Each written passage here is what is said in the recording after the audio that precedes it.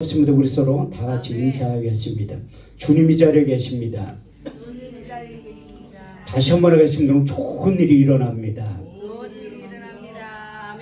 아멘 하신 분들에게 좋은 일이 일어나게 될 줄 믿습니다. 신명기 27장 말씀에 보면 내 백성아 너희가 내 말에 응답하여 아멘 할지어다. 내 백성아 너희가 내 말에 화답하여 아멘 할지어다. 성경은 우리가 아멘만 잘해도 하나님께 영광을 돌리게 된다고 고린도서 1장 20절은 이렇게 말씀하고 있습니다. 하나님의 약속의 말씀 얼마든지 그리스도 안에서 예가 되니 그런즉 그러고 말미암아 우리가 아멘하여 하나님께 영광을 돌리게 됐느니라. 그 약속의 말씀이 그대로 이루어지게 될 줄 믿습니다. 하나님은 지금도 예배자를 찾으시고 하나님 찾으시는 예배자를 범주 안에 들어올 때 내가 주는 것은 세상에 주는 것과 같지 아니한 하늘에 속한 신령한 복을 우리에게 주신다고 말씀하고 있는데 출애굽기 20장 24절 말씀을 보면 내게 토단을 쌓고 그 위에 너희 양과 소로 너희 번제와 화목제를 드려라. 물은 내 이름을 기념하는 곳에 내가 강림하여 복을 주리라. 그 약속의 말씀이 이루어진 사건이 있는데 성경에 보면 예배 한번 잘 드려서 구약시는 제사 한번 잘 드려서 수지받은 대표적인 인물들이 있는데 그 중에 솔로몬이라는 사람이 1000번제의 희생을 드려가지고 하나님 앞에 엄청난 지혜와 계시형이 임했다고 성경은 말씀하고 있는데 여러분들이 잘 알고 있는 역대 1장 6절에서 12절 말씀을 보면 여호와 해막 앞에 있는 돛단에 이르러 1000개의 희생으로 번제를 드렸더라. 이 밤에 하나님께서 솔로몬에게 나타나사 이르시되 내가 내게 무엇을 줄고 너는 구하라. 솔로몬이 하나님께 여쭤되 주께서 내 아비 다윗에 큰 은혜를 베푸시고 나로 대신하여 왕이 되게 하셨사오니 주 여호와 영컨대 내게 지혜와 지식을 주사 이 백성 앞에 출입하게 하옵소서. 이렇게 티끌같이 많은 주의 백성들을 누가 능히 재판하리까. 여호와께서 솔로몬에게 이르시되 내가 부나 재물이나 존영이나 원수의 생명멸하기를 구하지 아니하고 내 백성을 치료하기 위해서 지혜와 지식을 구하였으니 그러므로 이제 내가 내게 지혜와 지식을 주고 부와 재물과 존영도 함께 주신다고 하신 솔로몬에게 허락해 주셨던 지혜와 계시형이 임하게 될 줄 믿습니다. 그래서 사도 바울도 우리가 하나님을 잘 알기 위해서는 지혜와 계시형이 임할 때 우리가 알게 된다고 그는 고백하고 간증하고 있는데 에베소 1장 17절에서 18절 말씀을 보면 우리 주 예수 그리스도의 하나님 영광의 아버지께서 지혜와 계시의 정신을 주사 하나님을 알게 하시고 저의 마음의 눈을 밝히사 부르심의 소망이 무엇인지 꿰뚫어 볼 수 있는 신앙의 안목이 활짝 열어지게 된다고 말씀하고 있습니다. 제가 여기 와서 젊은 학생들이 있어가지고 설교에 대한 부담감이 상당히 있습니다. 저는 설교에 대한 부담감이 없는 목사 중에 한 사람입니다. 제가 이게 목회자 세미나 할 때 강사로 받아가지고 이렇게 가서 설교할 기회가 있는데 저는 목사님들 앞에서 설교하는 게 가장 쉽고 편하더라고요. 어떤 목사님들은 목사님들 앞에서 설교하는 게 가장 힘들다고 하는데 저는 제일 쉬운 이유가 무엇인가 하면 목사님들은 어차피 남의 얘기 안 들어요. 그래서 그냥 막 하는 거야. 그래서 목사님들 앞에서 설교하는 게 가장 쉬운데 학생들 앞에서 하는 게 거룩한 부담감이 있더래요. 저 학생들에게 어떻게 말씀을 잘 전해서 지혜와 계시형 임하게 해서 하나님을 알게 할까? 그런 거룩한 부담감이 있는데 내가 여기 학생들의 저 올 때마다 있는 것 같은 참 감사해요. 어렸을 때부터 하나님과 가까이 할 수 있는 예배의 자리에 있다는 게 하나님의 가장 큰 축복인데 예배를 통해서 학생들에게 가장 필요한 말씀이 무엇인가 하면 제가 볼 땐 이사야 50장 4절 말씀 같아요. 주 여호와께서 학자의 열을 내게 주사 말로서 궁핍한 자들을 어떻게 알게 하시고 아침마다 깨우치시되 나의 길을 깨우치사 학자같이 알아듣게 하시도다. 할렐루야. 이렇듯이 학생들에게 가장 필요한 것이 학자의 여 학자의 귀가 필요한데 그래서 제가 어제도 말씀드렸듯이 유대인들이 우리나라처럼 세계에서 가장 뛰어난 민족이라고 하는 이유가 무엇인가 하면 어렸을 때부터 하나님의 말씀을 가까이 하기 때문에 그래요. 그래서 이스라엘 백성들에게는 세마 교육을 시키는데 세마 교육이 무엇인가 하면 신명기 6장 4절에서 9절 말씀에 정확하게 기록되어 있는데 이스라엘아 들으라 오직 여호와는 하나인 여호와시니 너는 마음을 다하고 성품을 다하고 힘을 다하여 내 하나님 여호와를 기억하라.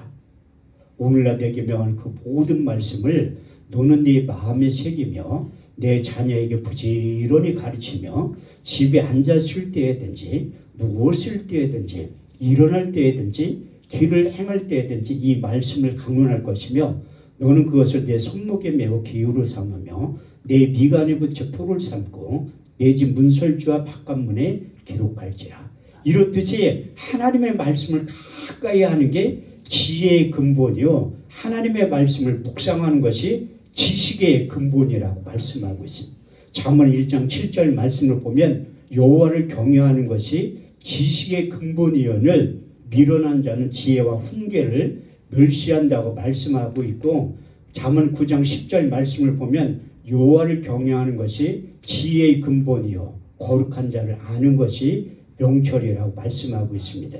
제가 왜 성경 말씀을 묵상했냐면 제가 고등학교 2학년 때 교회에 처음 갔을 때 담임 목사님이 너는 어리기 때문에 하나님의 말씀을 가까이 하고 묵상하면 지혜와 계시형 그 솔로몬에게 임했던 그 능력이 너에게 임한다고 해서 그 권면을 하고 그 갈 때마다 담임 목사님이 항상 주일날 갈 때 그 성경 암송한 걸 한번 시켜봐요. 내었나 안 내었나.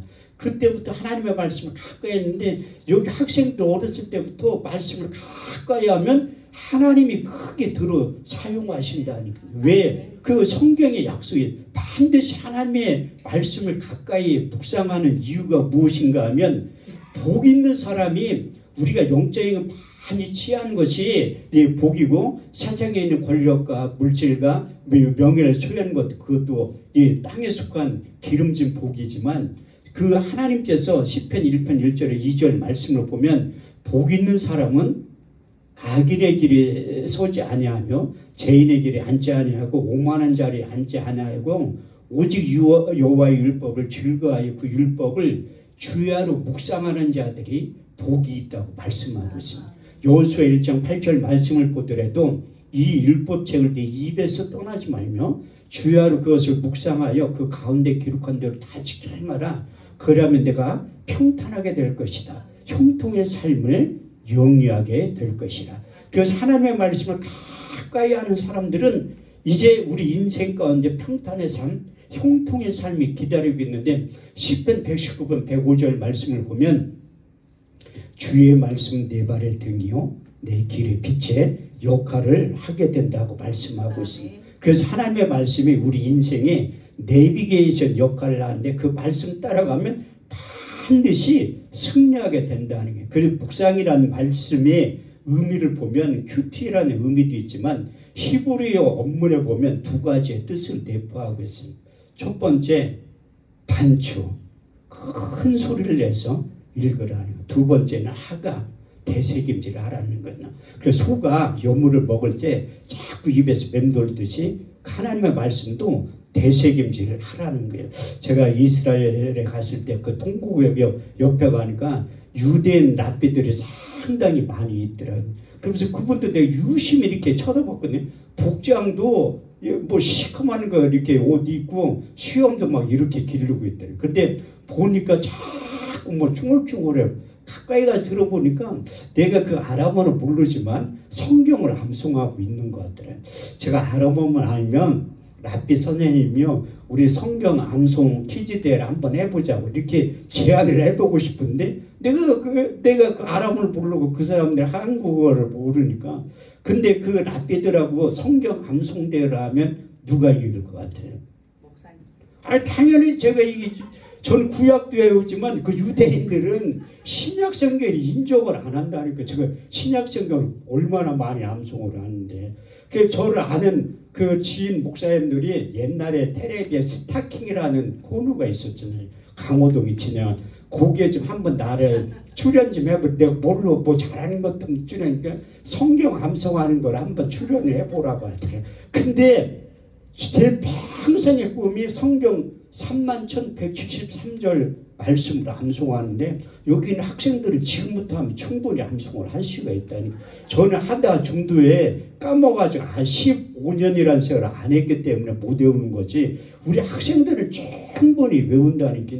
참 신기한 게 뭐냐면, 제가 40년 전에 담임 목사님한테 이런 얘기를 권면을 받았는데, 제가 또 목사가 돼서 학생들이 이런 권면을 하고 할 입장에서 하나님 앞에 너무 감사한 거예요. 그래서 학생들이 이번 주간에 설날인데도 부모의 강요가 있겠지만, 그래 부모가 시킨다고 또 따라오는 것도 아니에요. 신앙은 강요해서 되는 게 아니라니까. 저희도 딸이 하나가 있는데 제가 그의 개척할 때 강조한 게 딱 두 가지가 있어요.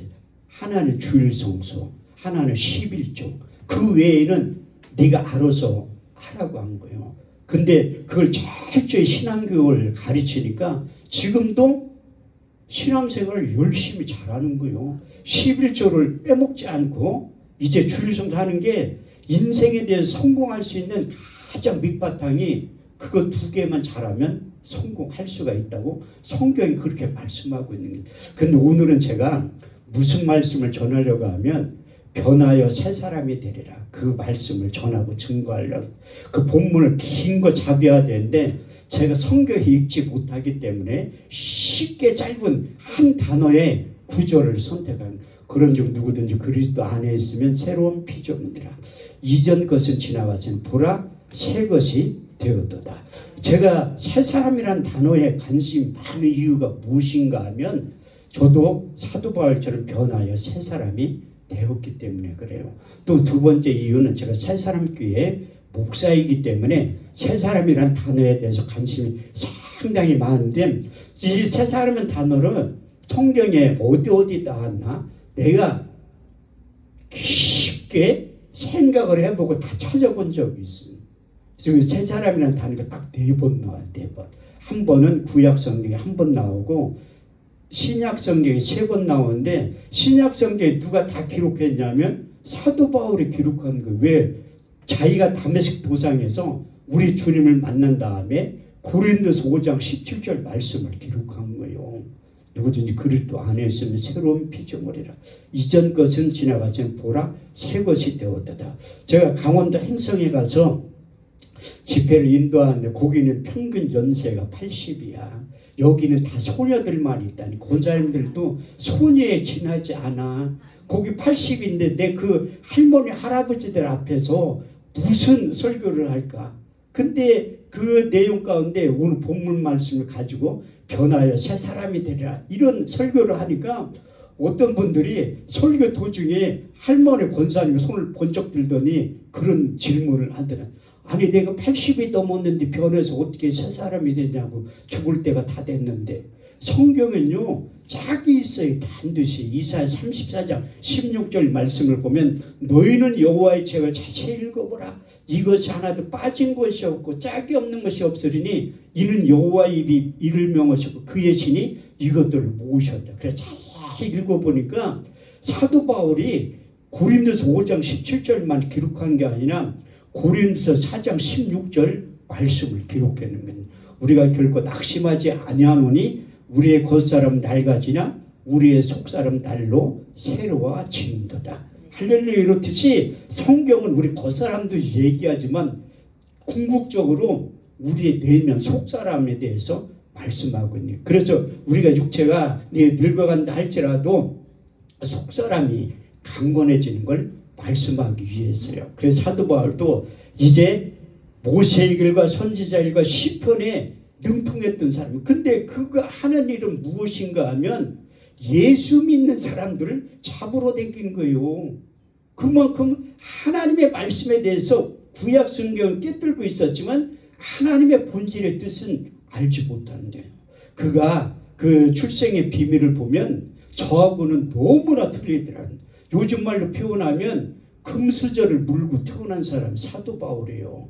빌립보서 3장 5절에 6절 말씀에 사도 바울의 출생의 비밀에 대해 자세히 기록하고 있는데 내가 난 지 8일 만에 할례를 받고 이스라엘 족속의 베냐민 지파의 히브리인 중에 히브리인이요 열심으로는 교회를 핍박하고 율법의 의로는 그는 흠이 없는 자라고 그렇게 고백하고 있고 또 학문으로는 가말리엘 선생님한테 배운 최고의 많은 지식을 소유하고 있다고 자부했던 사람이. 근데 다메섹 도상에서 인격적으로 우리 주님을 만난 거예요.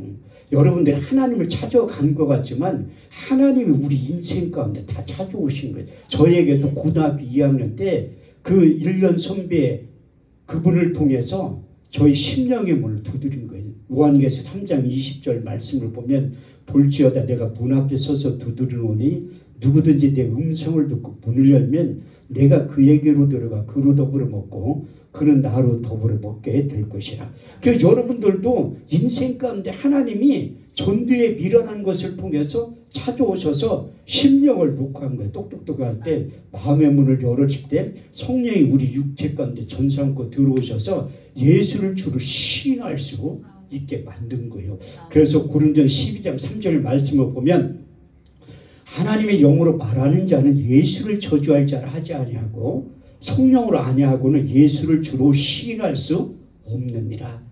베드로가 주는 그리스도시요 살아계신 하나님의 아들입니다. 정확하게 신앙 고백을 할 때 우리 주님께서도 이를 알게 하는데 혈육이 아니요 하늘에 계신 내 아버지께서 알게 하셨다고 말씀하시면 그래서 다메섹 도상에서 사도 바울에게 우리 주님께 찾아온 다음에 그의 눈을 멀게 하는 거예요. 그때 기도의 사람 아나니아를 불러가지고 너 사울에게 찾아와 신방 가서 안수기도 해주라고 하니까 안 간다는 거야.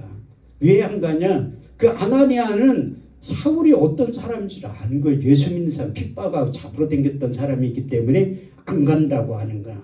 그래도 우리가 기도를 많이 했던 아나니아도 하나님의 뜻과 의도를 모르는 거예요. 그때 아나니아에게 우리 주님께 나타나셔가지고 사도 바울을 부른 목적에 대해서 이렇게 말씀하고 있습니다. 사도행전 9장 15절 말씀을 보면 이 사람은 내 이름을 위하여 이방인과 임금들과 이스라엘 자손 앞에서 내 이름을 증거하기 위한 택한 나의 그릇이라고 말씀하고 있습니다. 그래서 하나님이 사도 바울을 택한 목적이 분명히 있듯이 저도 부른 목적이 분명히 있어요. 저도 하나님께서 사도 바울이 이제 그 예수님의 이름을 증거하기 위해서 임금들과 이방인들과 이제 이스라엘 자손 앞에서 그 이름을 증거하기 위한 택한 나의 그 이름이라고 우리 주님께서 아나니아에 가르쳐주고 이제 아나니아 신방 가서 이게 눈 멀고 누워있는 사울에게 찾아가면서 기도할 때 사도행전 9장 17절에서 19절 말씀을 이렇게 기록되어 있는데 아나니아가 떠나 그 집에 들어가서 그에게 안수하여 가로되 형제 사울아 죽은 내가 내려오던 길에서 나타나시던 예수께서 너로 다시 보게 하시고 성령으로 충만하게 하신다니 즉시 사울의 눈에서 비늘 같은 것이 벗어져 다시 보게 된지라. 일어나 음식을 먹고 세를 받으니 강건하여졌다고 말씀하고 있습니다. 그때 정신을 차리고 우리 주님을 인격적으로 만난 다음에 그가 가지고 있는 유전적인 지식을 다 내려놓았다고 말씀하고 있습니다. 빌립보서 3장 7절에 8절 말씀을 보면 그러나 내게 무엇이든지 유익하던 것을 그리스도 예수를 위하여 해로 여길 분들 해로 여기면 내 주 예수 그리스도를 아는 지식이 가장 고상함이 이남이라. 내가 그를 인하여 모든 것을 잃어버리고 배설물을 여기면 그리스도를 얻고 그 안에서 나를 발견했다고 말씀하고 있습니다. 그래서 우리 주님을 만난 다음에 그가 변하여 새 사람이 되었지만 그가 우리 주님 때문에 첫 번째 신앙 고백을 이렇게 해요.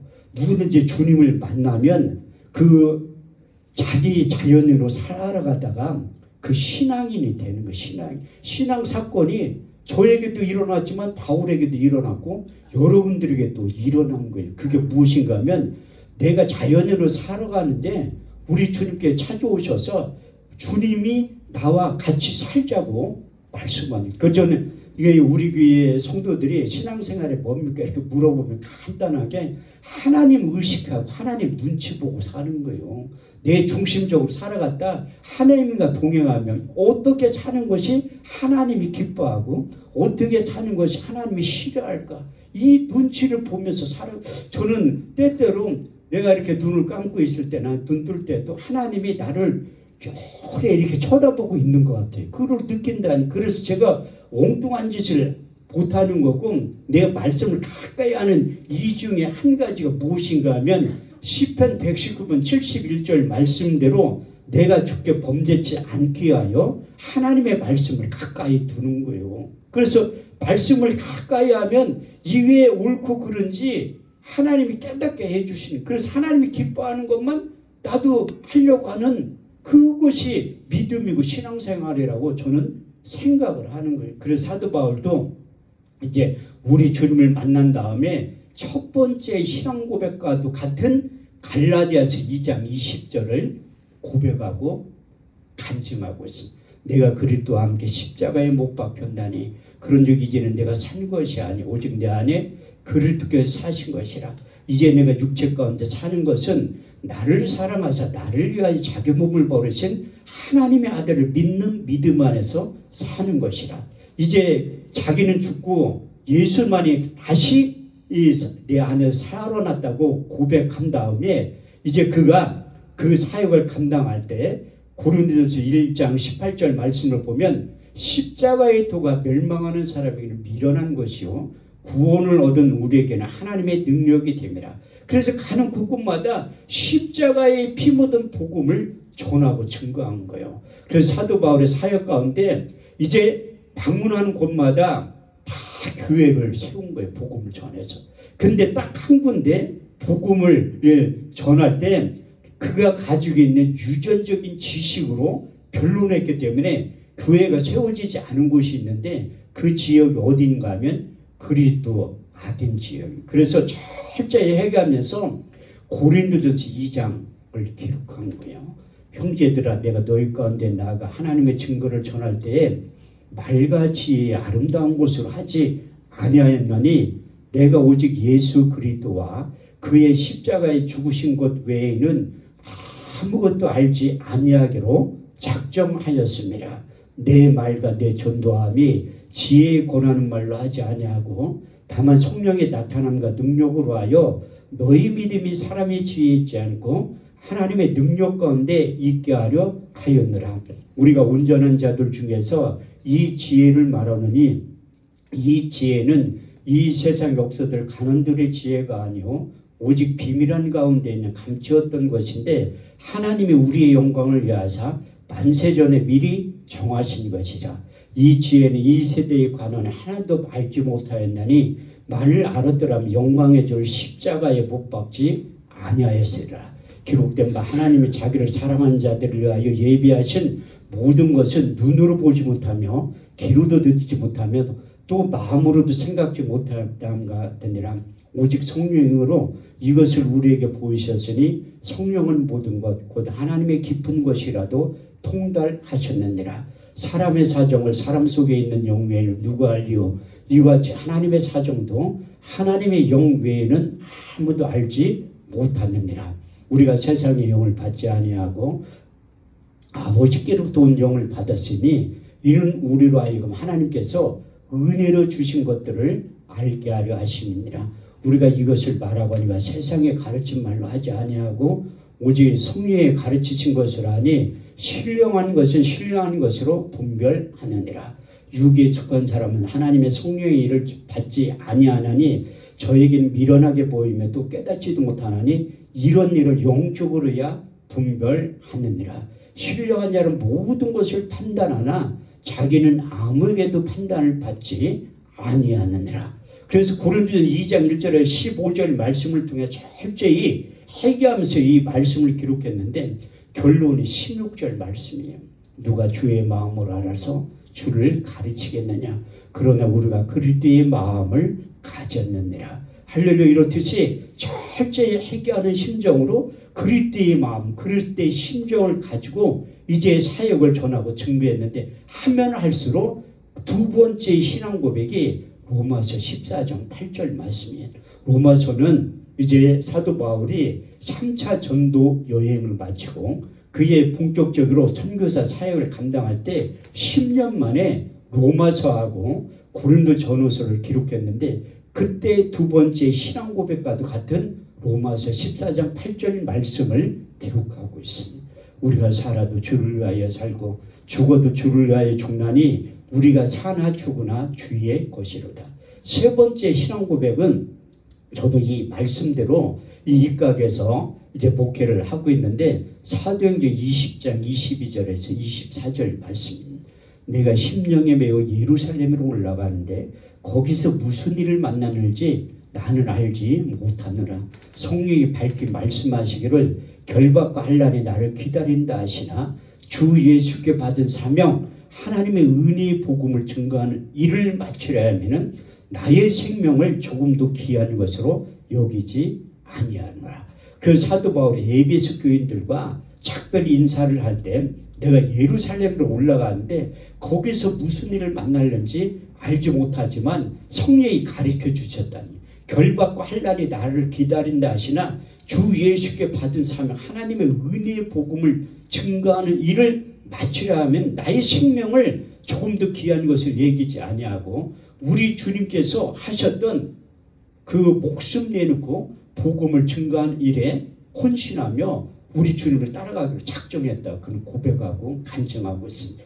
마태복음 16장 21절에 24절 말씀을 보면 이제 가이사랴 빌보 지방에 와서 그 제자들의 신앙 고백을 시킨 다음에 이제 내가 예루살렘에 올라가서 그 십자가 사건에 대해서 제자들에게 말씀하신 장면에 대해서 기록되어 있습니다. 내가 예루살렘에 올라가서 대제사장과 서기관들에게 많은 고통을 당하고 죽임을 당하고 사흘 만에 다시 살아날 것에 대해서 말씀하셨을 때 제자들이 안 된다는 거예요.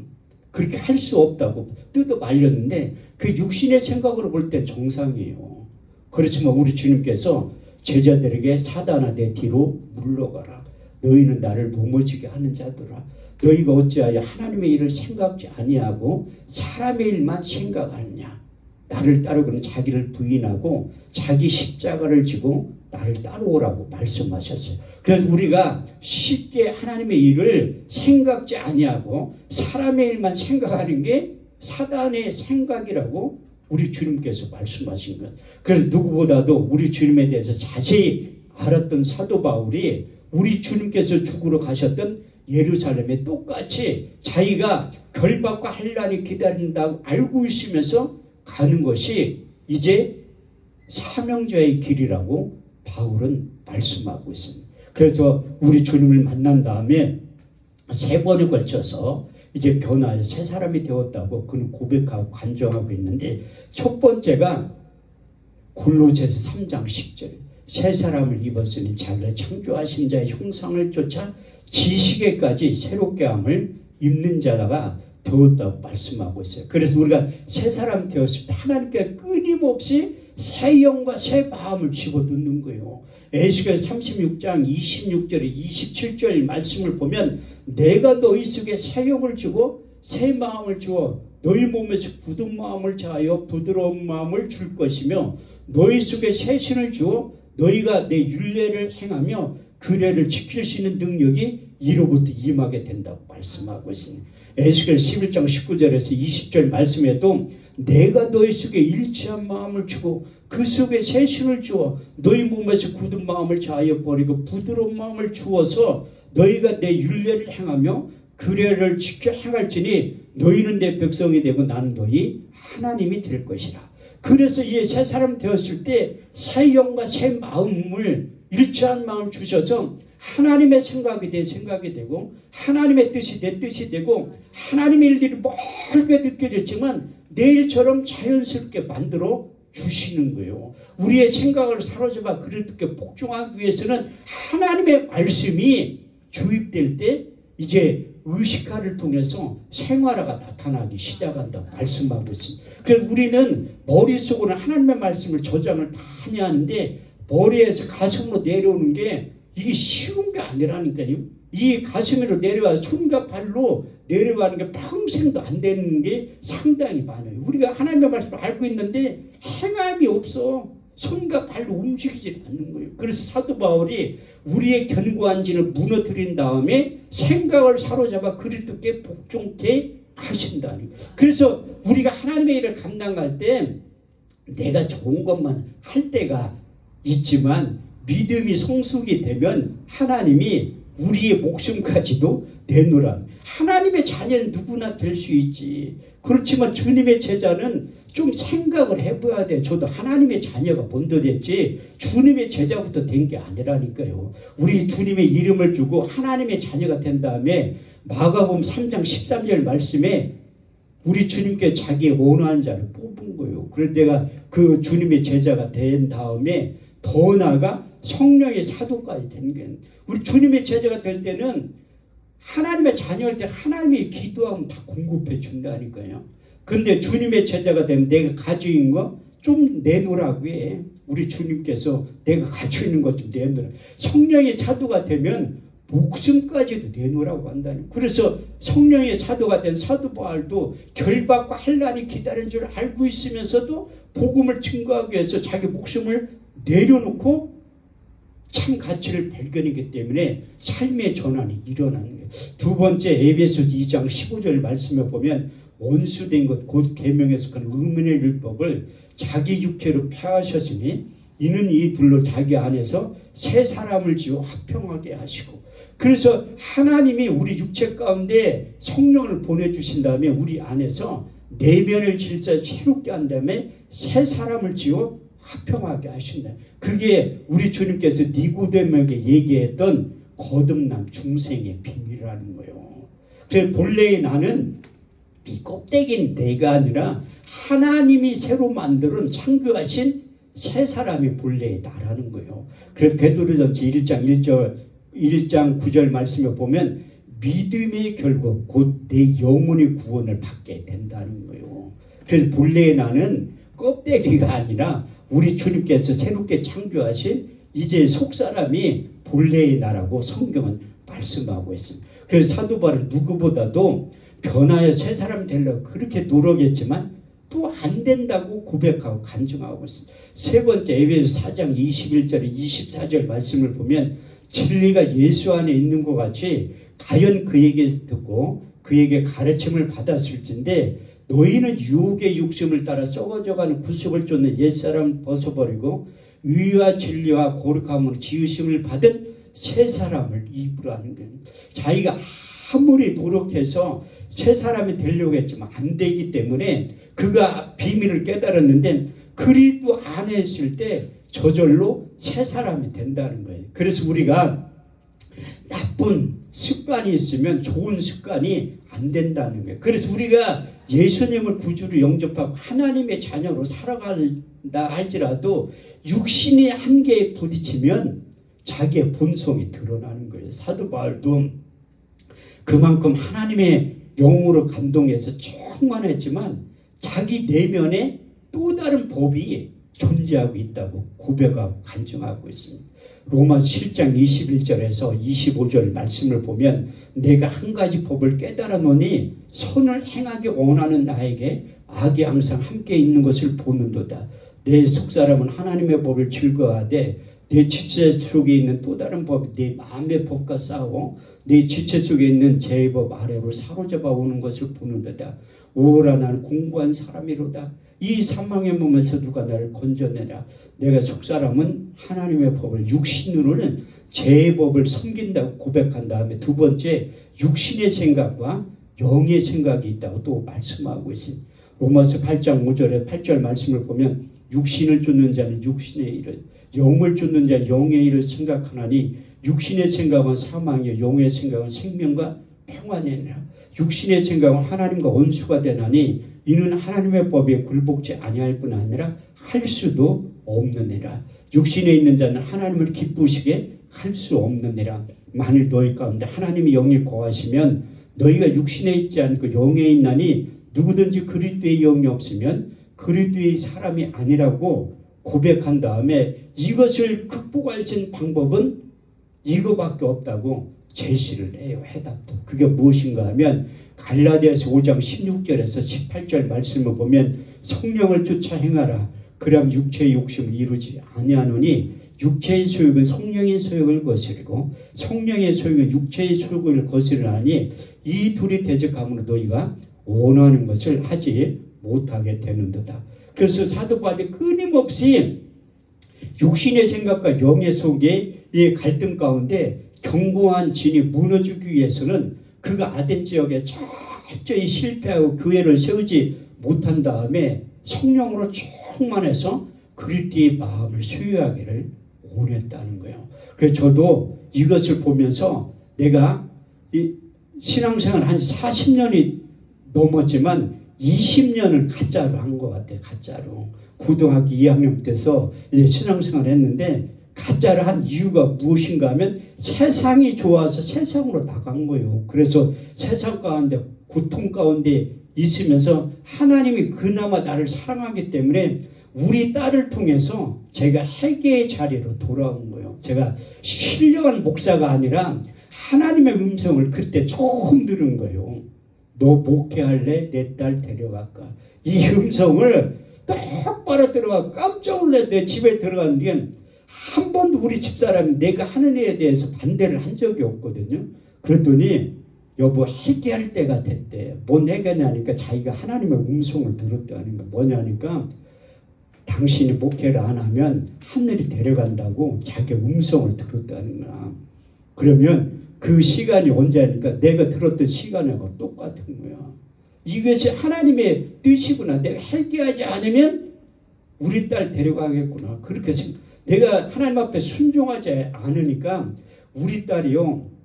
제가 분당 처음 만들 때부터 거기 살았는데 분당에 처음으로 세워진 병원이 차병원이에요. 거기에 우리 딸내미 이름을 모르는 의사와 간호사들이 없어. 피가 우리 딸내미가 태어나면 집사람이 입원해. 집사람 태어나면 우리 딸내미가 또 입원해. 병명도 없어. 그게 내가 지금 같으면 나 한 사람 목사 만들려고 그 딸과 아내를 마르타를 통해서 의의 병기를 통해서 내가 회개하기를 원하시니 그것도 깨닫지 못하니까 하나님의 음성을 들려준 거예요. 그래서 내가 회개하고 돌아왔는데 그 약속의 말씀이 금방 변하여 새 사람이 되는 것 같지만 또 안 되더라고요. 그래서 제가 어제 간증하다 말았는데 우리 주님을 만나고 싶어서 보고 싶어서 잠언 8장 17절 말씀을 가지고 산에 가서 기도를 하기 시작하는 거예요. 나를 사랑하는 자들 나의 사랑을 입으며 나를 간절히 찾는 자가 나를 만나게 될 것이라. 그래서 그 말씀을 붙잡고 산에 가서 기도할 때 성경에 읽다 보니까 또 깨달은 말씀이 있잖아요. 사무엘상 10장 6절 내게는 여호와의 영이 크게 임하리니 너도 그들과 함께 예언을 하고 변하여 새 사람이 되리라.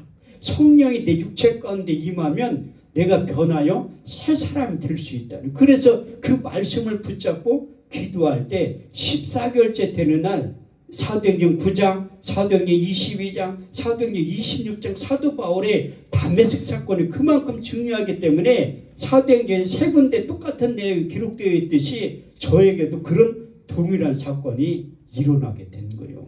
그래서 하늘의 시간 개념을 체험하게 한 다음에 우리 주님께 찾아오셔서 5가지의 말씀을 유기의 신비에 새긴 말씀이 있습니다. 그 첫 번째가 너는 스승으로서 목회하지 말고 아비의 심정을 가지고 사역을 하라는 거예요.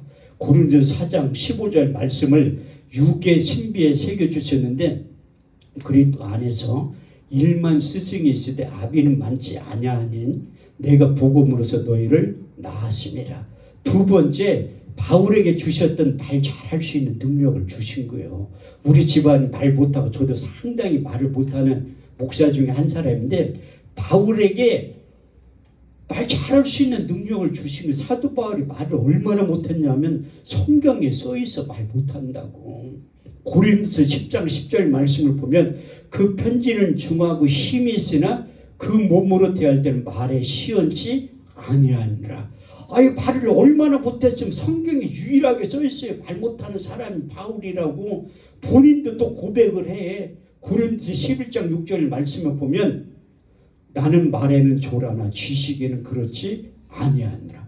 말을 얼마나 못하면 근데 하나님이 바울에게 말 잘할 수 있는 능력을 준 거요. 고린도서 2장 4절에서 5절 내 말과 내 전도함이 지혜의 권하는 말로 하지 아니하고 다만 성령의 나타남과 능력으로 하여 너희 믿음이 사람의 지혜에 있지 않고 하나님의 능력 가운데 있게 하려 하였노라. 그 마가의 오순절 다락방 성령이 충만하게 임한 다음에 성령이 말하게 하심을 따라 다른 언어로 말하기 시작하게 된 거예요. 그 사도들 뿐만 아니라 사도 바울에게도 말 잘할 수 있는 능력을 주셨는데 저에게도 고린도전서 2장 4절에서 5절 말씀을 주시고 말 잘할 수 있는 능력을 주시고 세 번째 요한복음 10장 10절 도적이 오는 것을 도적질하고 죽이고 멸망시키려는 것뿐이요 내가 온 것은 양으로 생명을 얻게 하고 또 풍성히 얻게 하려 하심이니라.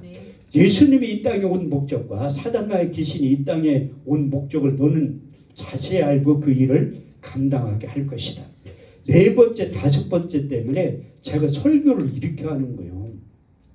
네 번째 말씀은 무엇인가 하면 요한복음 3장 34절 하나님이 보내시는 하나님의 말씀을 안 하니 하나님의 성령을 한량없이 부어주심이니라. 다섯 번째 잠언 30장 6절 너는 그 말에 더하지 말라. 그가 너를 책망하시겠고 너는 거짓말하는 자가 될까 두려우니라. 제가 양평기도원에서 한참 집회를 많이 할 때 거기는 금식하는 분들이 많이 있잖아요. 장기 금식하는 분들이 21일 40일 그 목사님들이 내가 월요일날 설교 끝나면 나를 불러. 그러면서 하는 얘기가 왜 설교를 그따위로 안 해. 지금 간증이라도 하지. 성경만 가지고 하니까 왜 성경을 읽어주냐.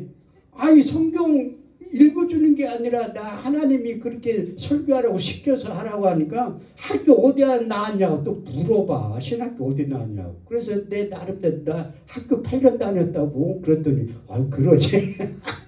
그런데도 내가 왜 그렇게 설교를 하냐면 우리 주님께서 그런 당부를 하셨잖아요. 그래서 첨부해서 또 주신 말씀이 요한계시록 22장 18절에서 19절 말씀이에요.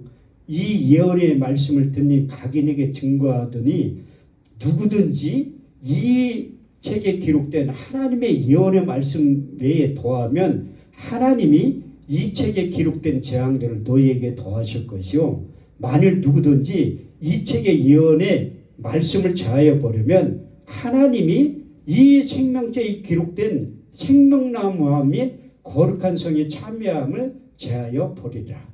그래서 하나님이 너는 그 말에 더하지 말고 가감없이 하나님의 말씀을 전하고 증거하라고 해서 하는 이유가 바로 거기에 있다니. 그래서 화요일날 설교하고 수요일날 설교하면 그 말씀을 들었던 목사님들 나를 또 부른 다음에 말씀의 능력을 하나님이 깨닫게 해주는 거예요. 내가 아무리 나보다 똑똑하고 잘난 목사님들한테 신학적으로 변론 해봤자 아이 CR에도 안 맥히지. 그러니까 나는 목사님들하고 신학적 논쟁을 안 해요.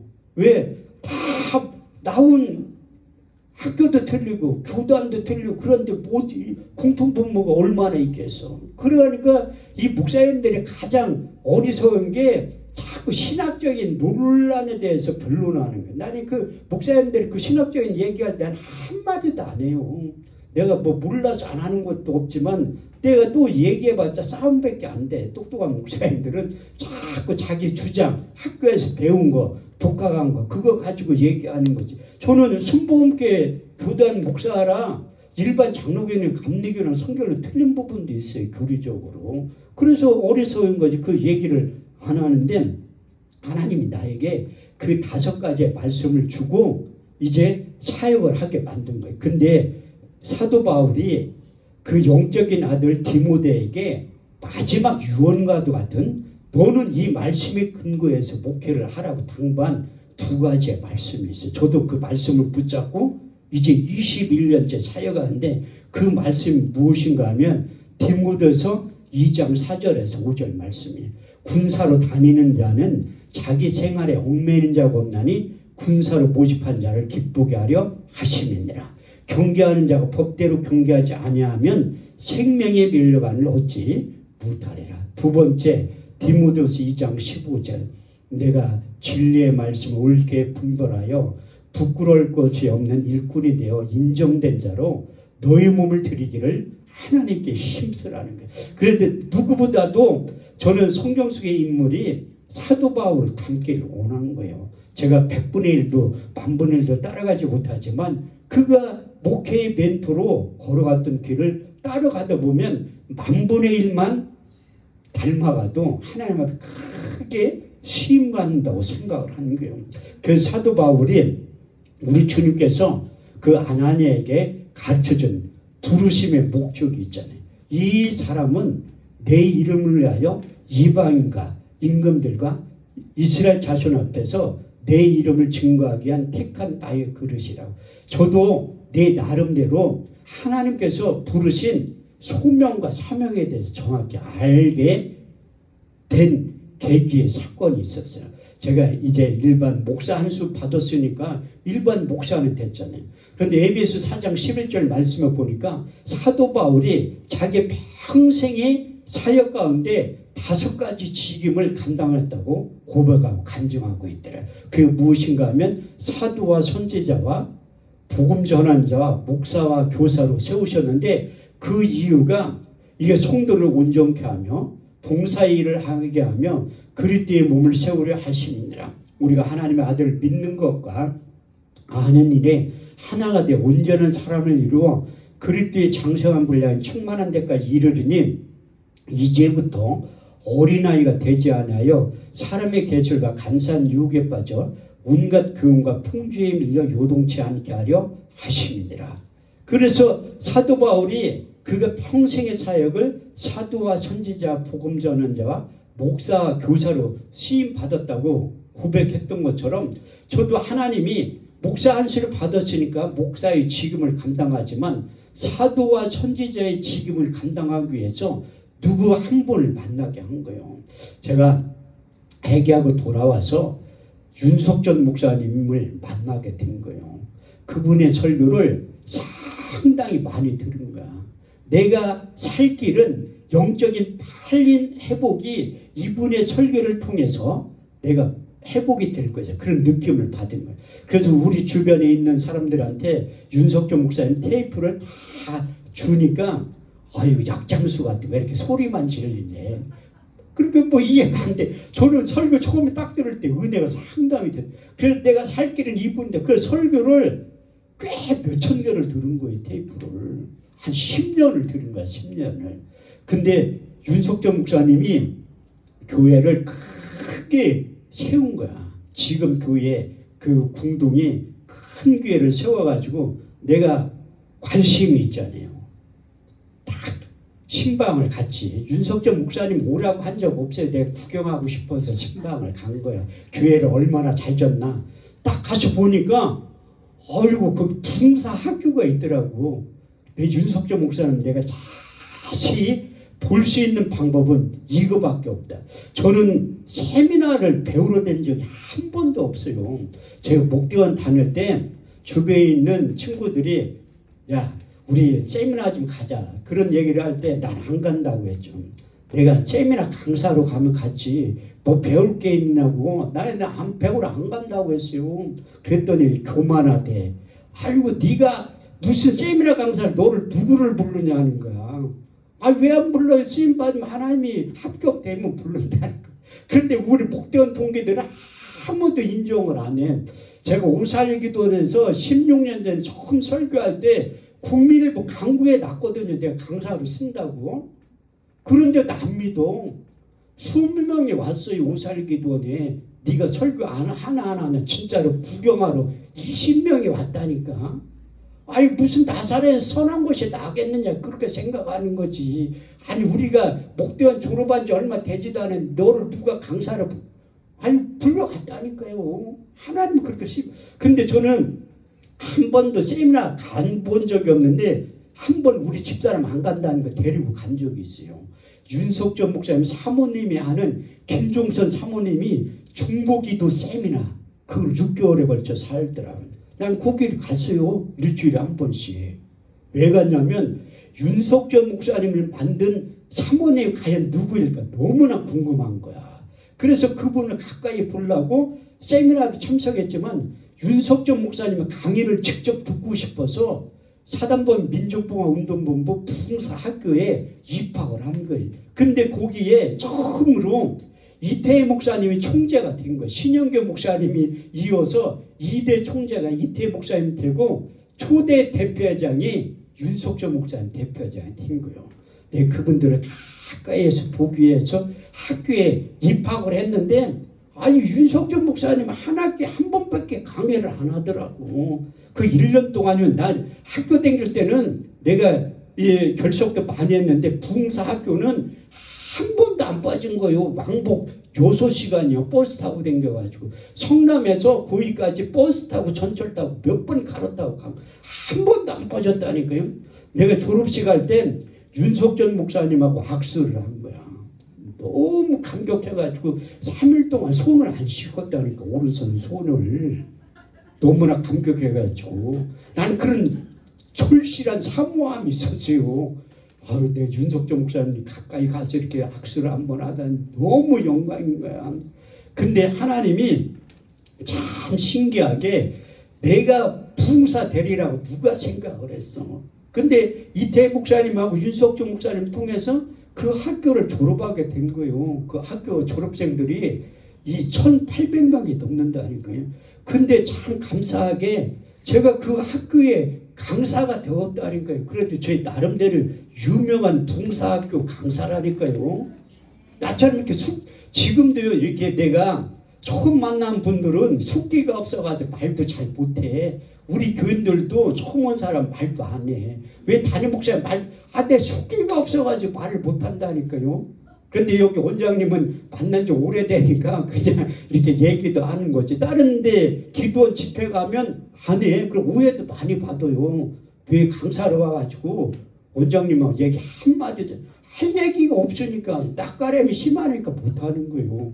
근데 하나님이 나를 사도와 선지자의 영 부른 다음에 이제 그 기도원 집회를 많이 하게 만든 거예요.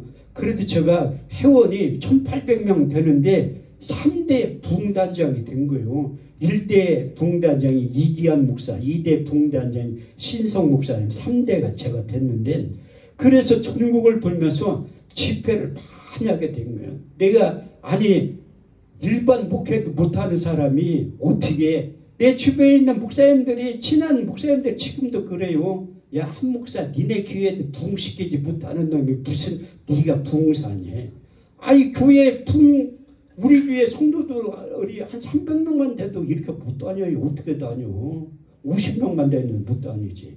없는 것도 참 하나님의 은혜예요. 그러니까 이렇게 1년에 50주를 집회를 하러 다니지 있으면. 그래서 제가 우리 교회도 2대 담임 목사로 박정신 목사를 세운 거예요. 그 사람 누구냐면 우리 집사람이야. 내가 이렇게 돌아다니는데 일반 목회를 못하지. 근데 내 나름대로 몇 번을 그만두려고 생각하는데 딱 2번 그만두려고 한 거예요. 첫 번째는 이 부흥사 사역. 내가 계속 이게 심는 거라 우리 딸내미가 지금도 그런데 아빠 언제 돈 가져올 거니. 맨날 부흥회는 다니는데 왜 집에 있는 돈 왜 가져가니. 아유 이게 섬기는 거예요 다. 연합집회 할 때 돈이 얼마나 많이 들어가는데 그 일반 목사님들 몰라. 저 임플란트 16개 시켜준 치과 원장님이 내가 치과병원을 가끔 가면 얘기해. 아유 목사님 그 강사비 다 받아서 어떻게 하냐고.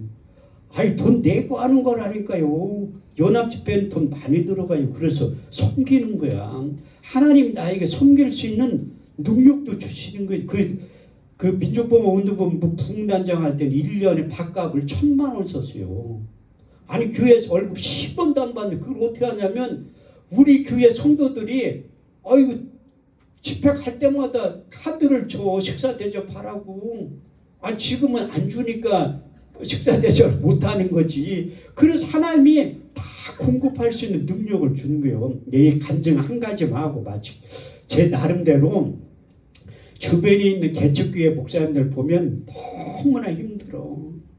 그래서 내가 개척을 안 하려고 한 이유가 뭐냐면 저 신학교 일찍 들어왔어요. 86년도에 들어갔는데 목사 안수 받은 지 20년 만에 받은 거예요. 세상 가운데서 내가 방황하면서 왜 개척을 못했냐면 아니 또 졸업 맞고 부교육자로 가야 되는데 누가 부르는 사람도 없어. 교회에서 또 가고 싶은 마음도 없고 그래가지고 한 번도 부교육자 경험이 없는 거예요. 근데 내가 주변에 있는 개척교회 목사님들 보니까 너무 힘들어. 돈에 대해서 너무 힘들어 하시더라고요. 난 이 돈에 대해서 해결이 안 되면 목회를 못할 것 같아요. 주님을 만난 적도 없지. 돈에 대해서 자유함 누리지 못하면 목회를 못한 것 같아요. 그래 우리 주님을 만났잖아. 만난 다음에 두 번째는 물질에 대해 자유함을 누려야지 내가 교회를 개척할 것 같더라고요. 그래서 모 교회에서 부흥회를 하는데 내가 거기에 참석을 하는 거예요. 내 집사람한테 어렸을 때 배운 게 있잖아. 그 부흥회 갈 때는 꼭 예물을 준비해서 가라고. 근데 집사람한테 돈 좀 달라고 하니까 집에 돈이 어딨니? 돈 갖다 준 지가 2년이 넘었는데 한 푼도 없다는 거야. 그러면 제가 신학교 1학년 때 결혼했거든요. 내가 결혼할 때 폐물 사준 거 있지? 모란장 가서 팔아가지고 그랬더니 우리 집사람 자기 돈 조금 줄 줄 알고 얼른 가서 팔아가지고 내 잊어먹지도 않아. 94만 원이야. 94만 원. 그것을 가지고 간 거야. 우리 집사람은 돈 조금이라도 주지 왜 안 주니? 아니요. 당신 준 건 안 돼. 나는 교회 개척하기 전에 내 전 재산을 하나님 앞에 드리고 싶어. 우리가 만약에 집이라도 있었으면 큰일 날 뻔했잖아. 물질에 대해서 깨끗하니까 우리 전 재산이 이게 94만 원이야. 우리가 만약 집이라도 있고 차라도 있고 뭐 통장에 돈이라도 있었으면 어떻게 할 뻔했어. 어떻게 그걸 전 재산을 다 드려. 못 드린다니까요. 나도 잘못하면 아나니아 삽비라처럼 돈 헌금하고 죽을 뻔했다니까. 없기에 망정이지. 그래서 94만 원을 들고 3박 4일 동안 부흥에 참석한 거야. 그래서 마음 바뀔 갭이 책 사고 테이프 사고 먹고 잘 거 빼놓고 월요일날 저녁에 다 헌금했습니다. 사도행전 5장에 헌금하고 죽은 부부가 있어요. 아나니아 삽비라고. 왜 헌금하고 왜 죽어? 나는 그런 죄를 죄짓기 싫어가지고 월요일날 저녁에 헌금을 다 해버린 거예요. 나한테는 전 재산이라니까 그 돈이.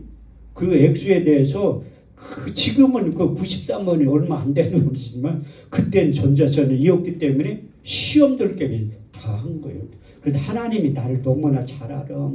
월요일날 저녁에 응답 받았으면 내가 집에 오지 거기 뭘로 목요일까지 있겠어. 내가 이 얘기를 하는 이유가 하나님은 언제 역사할지 몰라요. 응답할지. 그래서 오늘 저녁에 내일 오전에 내일 저녁에 또 목요일날 응답할 가능성도 있다. 그러면 또 오늘 저녁하고 내일 안 와. 분명히 목요일날 오는 분이 있어. 언제 응답할지를 모르는 거야. 그래서 항상 예배의 자리에 있어야 되는 거예요. 하나님 나를 너무나 잘 알기 때문에 화요일날도 응답이 없어. 수요일날도 응답이 없어. 목요일날 저녁에 세 가지의 말씀을 통해서 응답이 온 거예요. 첫 번째, 내가 앞으로 사역을 할 때 신령한 영적인 것이 나타나면 헌금 들고 찾아온다는 거예요. 고린도전서 9장 11절. 내가 너에게 신령한 것을 뿌렸은즉 너희 육신의 것을 거두는 것을 가하지 말라. 두 번째, 너는 이중직 하지 말고 이제 목회에 전념하라는 거예요. 고린도전서 9장 13절. 성전의 일을 하는 이들은 성전에서 나는 것을 먹으며 제단을 모시는 자는 제단에서 나는 걸 먹으라는 거예요.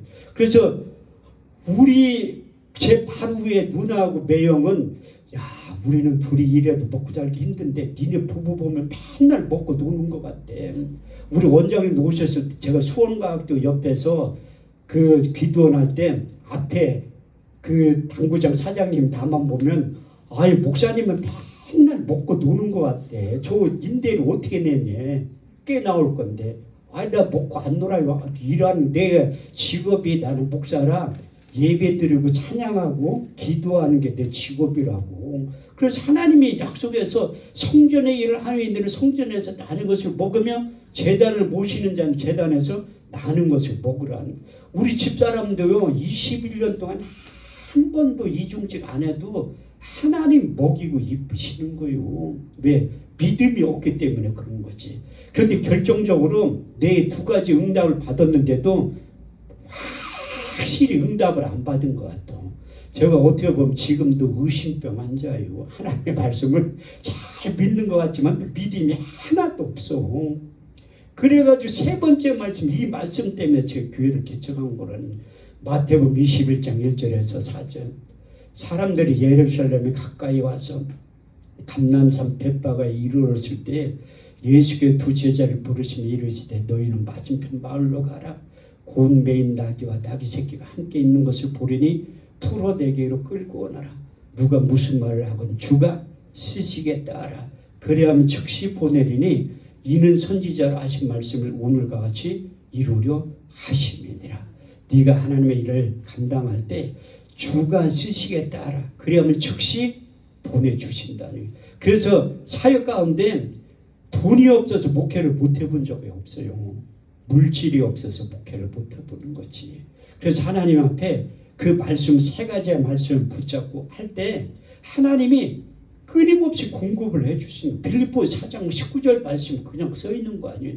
사도 바울이 옥중에서 그 사역 마무리 부분에서 빌립보서를 썼는데 그가 평생의 사역 초창기에는 텐트만 입고 장막 짓는 사역을 감당했지만 사역을 하면 할수록 하나님이 로마서 16장에 보면 40명의 동역자를 붙여준 거예요. 심지어 눈까지 빼줄 수 있는 사람을 붙이고 브루스라 아글라와 또 자주장사 누디아가 좀 물질 있는 날을 보내 붙이면서 빌립보 4장 19절 말씀이 그의 사역 가운데 이루어졌다고 고백하고 간증하고 있습니다. 나의 하나님이 그리스도 예수 안에서 영광 가운데 그